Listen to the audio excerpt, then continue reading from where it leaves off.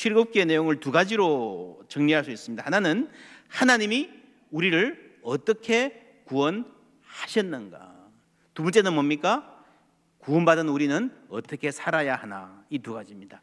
이 두 주제가 가장 집약적으로 드러난 말씀이 오늘 8장 1절입니다. 함께 읽어볼까요? 여호와께서 모세에게 이르시되 너는 바로에게 가서 그에게 이르기를 여호와의 말씀에 내 백성을 보내라. 그들이 나를 섬길 것이니라. 아멘. 하나님이 주신 말씀은 간단하지만 아주 집약적으로 하나님의 뜻이 담겨 있습니다. 내 백성을 보내라. 그들이 나를 섬길 것이니라. Let my people go, they will serve me. Let my people go, 구원입니다. 그리고 그 목적이 뭔가 하면요, They will serve me. 그들이 나를 섬길 것이라는 것입니다. 여러분, 구원의 목적은요, 그냥 노예 생활 끝내는 것이 아니라 하나님을 섬기는 백성을 만드는 것입니다. 하나님을 섬기는 것이 무엇입니까? 우리가 어떻게 하나님을 섬깁니까? 그 핵심은 무엇보다 예배입니다. 영어로 예배를 worship service, 하나님을 serve, 섬기는 것이 예배입니다. 이 예배는 그냥 일주일에 한 번씩 와서 하나님 안녕하세요 하고 하나님께 눈도장 찍고 가는, 예배했다 하는 그것만이 아니라 우리 삶 전체가 예배하는 삶이 되어야 한다는 것입니다. 그들이 나를 섬기는 삶을 살 것이니라. 무슨 말입니까? 직장도 안 가고 집안도 안 돌보고 늘 교회 와서 앉아 있으라는 말입니까? 아니죠. 그러면 어떻게 내 삶이 예배하는 삶이 되는가?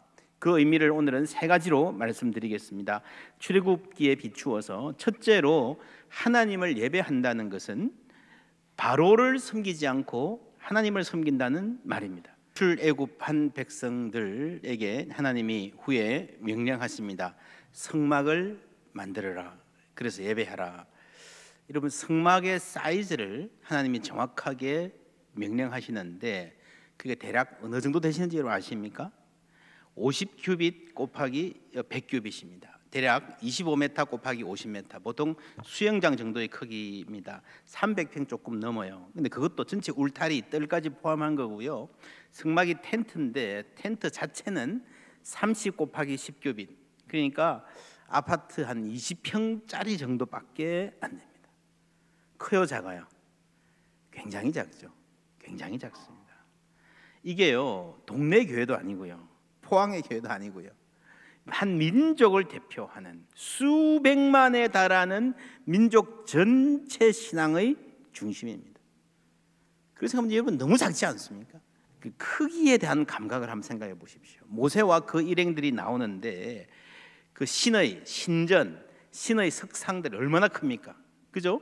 거기에 비하면 이 사람들은요, 발가락 크기만도 안 됩니다. 평소에 노예로서 그 사이를 지나다니면서 얼마나 기가 죽었을까요? 바로가 얼마나 대단한 왕이고 그들이 섬기는 신이 얼마나 엄청난 신이고 이집트가 얼마나 대단한 나라인지, 우리는 왜 그 밑에서 찍소리 못하고 살 수밖에 없는 존재인지 그 신전들, 신상들 크기만 보아도 그냥 인정될 수밖에 없는 거예요. 그런데 그 엄청난 제국 바로를 하나님이 무릎 꿇리십니다. 그렇다면 그렇게 위대한 하나님을 섬기는 신전이라면 좀 압도적으로 커야 되지 않을까요? 더 위대한 신이니까. 그런데 여러분, 하나님께서 왜 그렇게 허무할 정도로 조그만 크기로 지으라고 명령하셨겠습니까? 하나님은 바로와 그 크기를 경쟁하지 않으십니다. 하나님의 영광이 그 크기에 있지 않다라는 겁니다.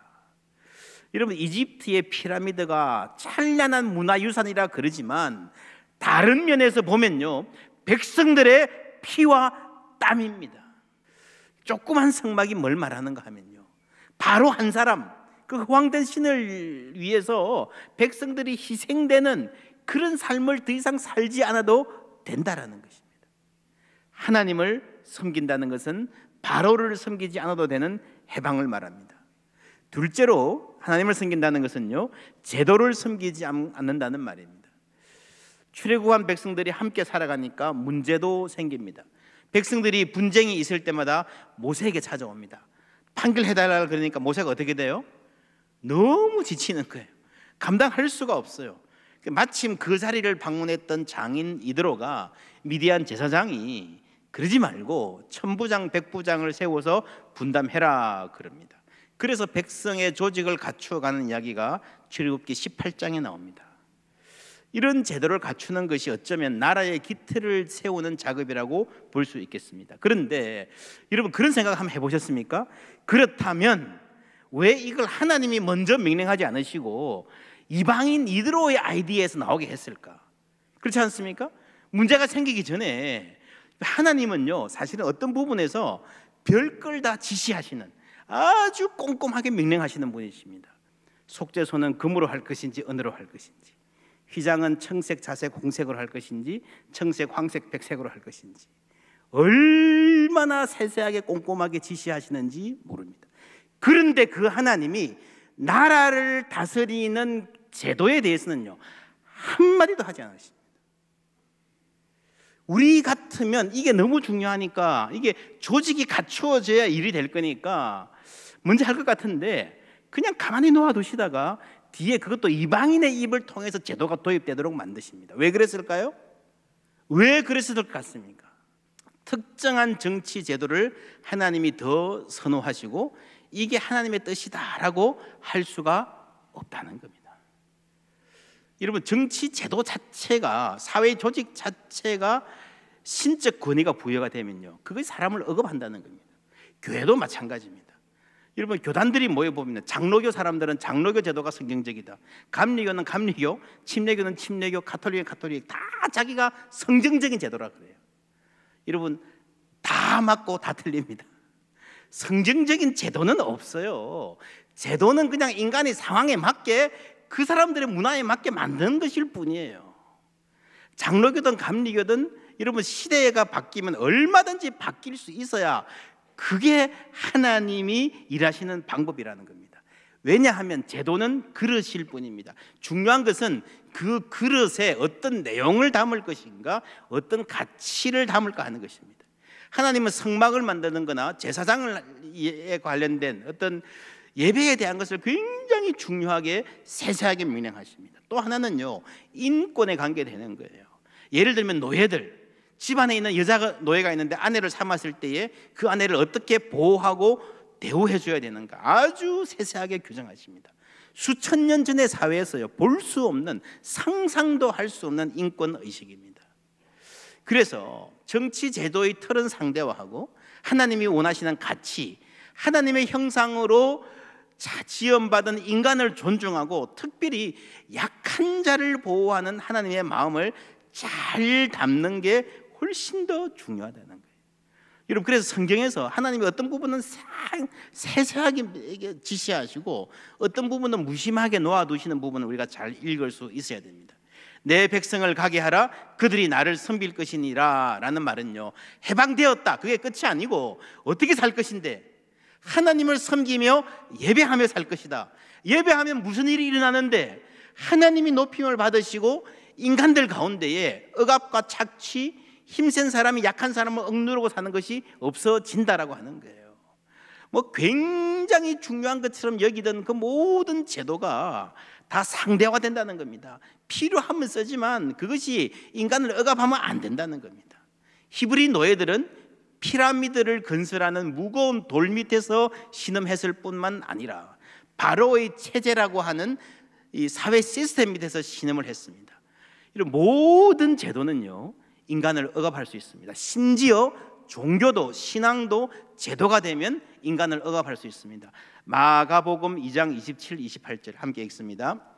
또 이르시되 안식일이 사람을 위하여 있는 것이요 사람이 안식일을 위하여 있는 것이 아니니 이러므로 인자는 안식일에도 주인이니라. 아멘.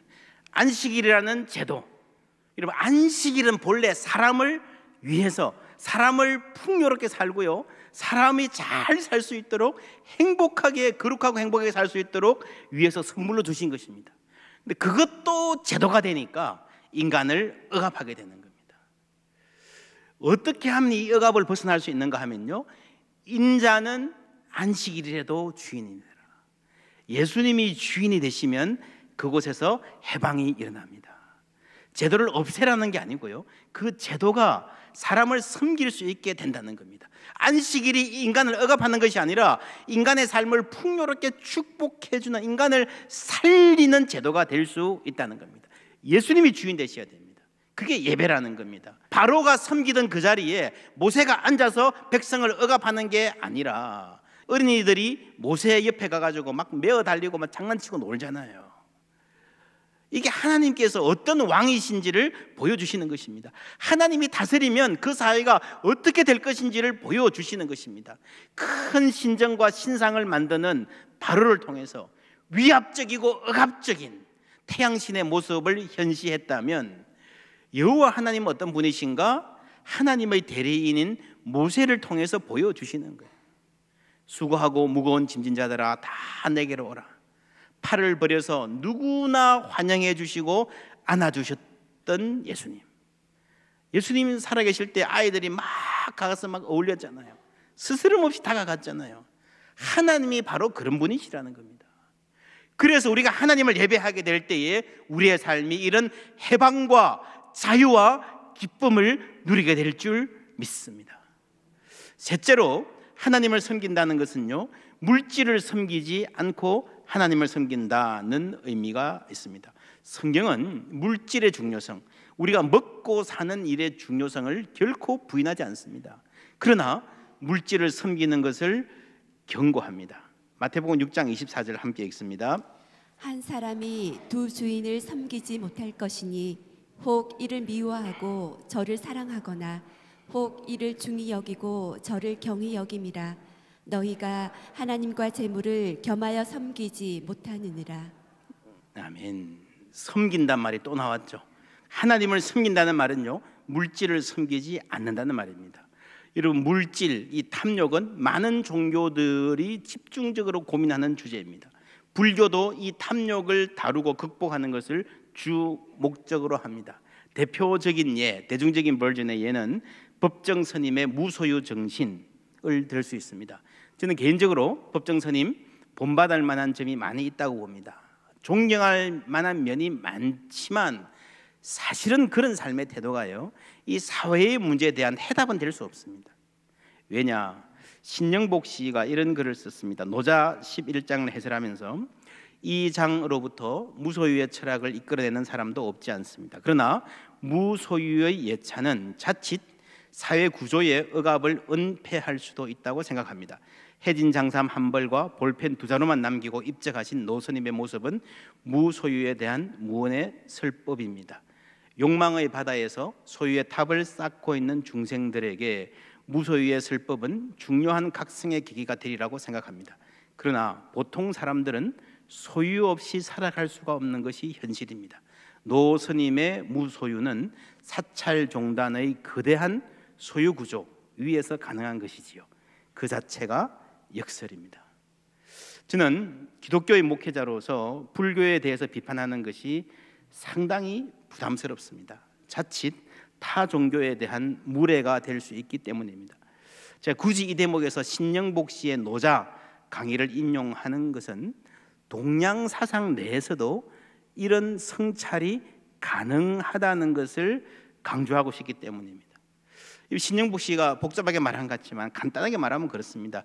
무소유 좋지만 다 산에 가서 도만 닦으면 농사는 누가 짓고 길은 누가 닦습니까? 누군가 일하고 기부도 하니까, 그러니까 무소유 말하면서도 도 닦는 사람도 가능한 거 아닙니까? 그렇죠. 누군가 자식 낳아서 키우니까요, 인류가 멸종되지 않고 지금까지 이렇게 살아있는 거 아닙니까?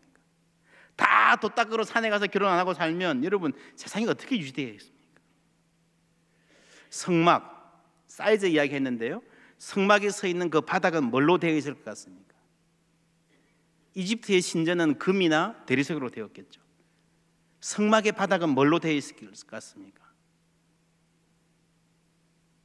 광야의 모래 위에 그냥 텐트 친 거예요. 그죠? 그냥 바닥 모래입니다. 진짜 거룩은 이집트 신전의 황금 바닥이 아니라 성막의 모래 바닥, 백성들이 살아가는 이 땅, 그 삶의 터전과 똑같은 평면에 있는 거라는 거예요. 여러분, 성경은 처음부터 생육하고 번성하라 축복했습니다. 그게 축복이에요. 하나님은 이 세상의 일을 귀하게 여기시는 줄 믿습니다. 여러분, 그래서 가장 거룩한 거는요, 사실은 우리의 생활이에요. 아이 낳고 기르고 똥 묻은 기저귀 빨고 자녀 등록금 때문에 전전긍긍하고 하는 그런 사람들, 그 평범한 삶의 자리가 훨씬 더 거룩합니다. 그 자리에 예수님이 오신 거예요. 요한복음 1장 14절, 말씀이 육신이 되어 우리 가운데 뭐라고요? 거하시니, 와서 사셨다는 거예요. 우리의 이 삶의 자리에서 스케노오라고 하는 이 헬라어인데, 이 말은요, 텐트를 친다는 말이에요. 성막을 말하는 것입니다. 하나님이 사람이 되신 것은 이 세상 한복판, 우리가 아웅다웅 살아가는 이 삶 한가운데 오셨다는 말입니다. 우리 중에 하나가 되셨다는 말입니다. 하나님은, 성경의 하나님은 우리의 이런 세상적인 필요, 물질적인 필요를 외면하지 않으십니다. 먹고 살아야 하는 우리의 살림살이, 애들 제대로 키우고 싶은 우리의 마음 부정하지 않으십니다. 불교가 택한 길, 저는 이해는 합니다. 왜냐하면요, 인간의 탐욕이라는 게 그만큼 치명적이고 다스리기 힘들고 인간을 피폐하게 한다는 것을 불교는 정확하게 캐치했습니다. 그러나 기독교는 이 물질을 전면적으로 부정하지 않으면서 인간이 탐욕의 노예가 되지 않을 수 있는 그 길을 가르치고 그 힘을 부여합니다. 제가 이번에 런던 가서 미술관 가서 이 작품을 보고 왔습니다. 무슨 작품인지 여러분 아시겠습니까? 저쪽에 서 있는 사람이 모세와 아론이고요, 이 이스라엘 백성들이 광야에서 만나를 줍고 있는 그림입니다. 이렇게 만나가 매일 아침에 내리는데 광주리를 들고 와서 만나를 거두어 가서 먹으면 됩니다. 그런데 두 가지 중요한 규칙이 있습니다. 하나는요, 필요한 만큼만 거두라는 거예요. 욕심내가지고 많이 가져가 봐야 하루 먹고 나면요, 벌레가 생겨서 못 먹습니다. 그럼 무엇을 가르치는 거예요? 일용할 양식으로 만족하고 감사하고 살라는 거예요. 그리고 매일매일 딱 그날 먹을 것만 거두게 하시는데, 제6일에는 더블로 주세요. 이틀분. 왜요? 많이 먹으라고요? 그 다음날 안식일 지키라고요. 그날만큼은 더블로 가져가도 상하지 않습니다. 그래서 하나님께서 안식일 지키는 것을 만나를 통해서 미리 훈련시키시는 겁니다. 여러분, 사실요, 이 사람들이 지금은 일하지 않습니다. 매일이 안식일이나 마찬가지예요. 그냥 공짜로 먹으니까, 그죠? 그런데도 언젠가 가나안 땅에 들어가면 자기 손으로 농사 짓고 일해야 하는데, 그때도 안식일을 지키라고 지금 훈련시키시는 거예요. 40년 후의 일입니다. 사실 이 사람들 대부분 다 죽을 사람들이에요.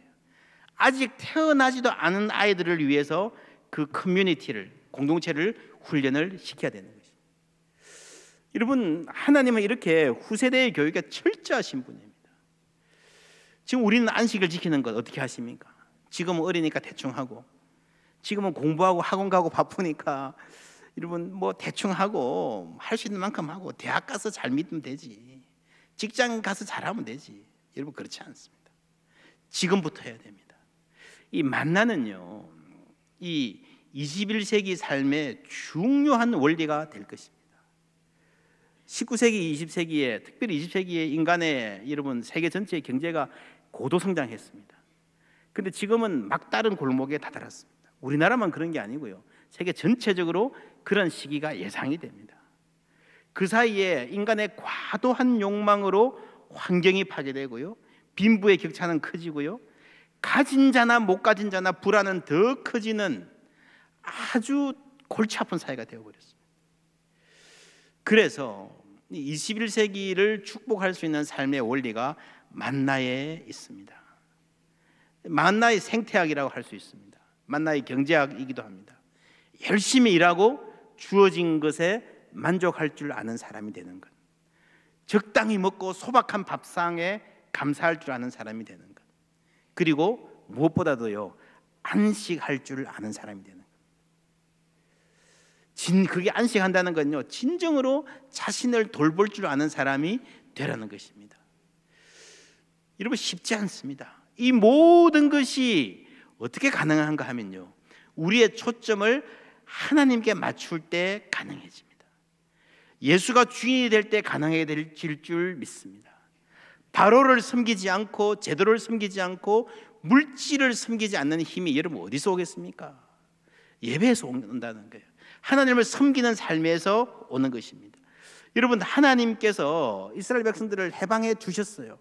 여러분, 이제 눈에 보이는 바로의 채찍은 없어요. 그렇다고 자유인이 됩니까? 그렇지 않습니다. 자기 손으로 금송아지 만들어서 탐욕을 섬기잖아요. 우리가 진정으로 해방하기 위해서는요, 우리가 예배하는 사람이 돼야 된다는 것입니다. 하나님의 임재를 경험하는 백성들이 될 때에, 우리의 삶에 하나님이 중심이 될 때에 우리가 진정으로 해방된 삶을 살 수 있게 될 줄 믿습니다. 우리의 교회가 하나님의 임재를 경험하는 그러한 예배, 그러한 백성들 되기를 바랍니다. 여러분, 우리 가정이 예배하는 가정 되기를 바랍니다. 고마워라 임마누엘, 예수만 섬기는 우리 집. 예수만 섬기는 우리 집. 여러분, 우리가 예수만 섬기면 우리 집에, 가정에 어떤 일이 일어날까요? 아빠는 돈을 섬기고 성공을 섬기고, 어머니에게는 아이들 성적이 우상이고, 아이들은 컴퓨터 오락과의 사랑에 빠져 있고, 어버이 우리를 고이시고 동기들 사랑에 뭉쳐 있고, 기쁨과 서름도 같이 하니 한간의 초가도 천국이라. 할렐루야. 여러분, 한간의 초가, 여러분 성막의 크기를 한번 생각해 보세요. 꼭 작은 집에 살아야 한다는 게 아니에요.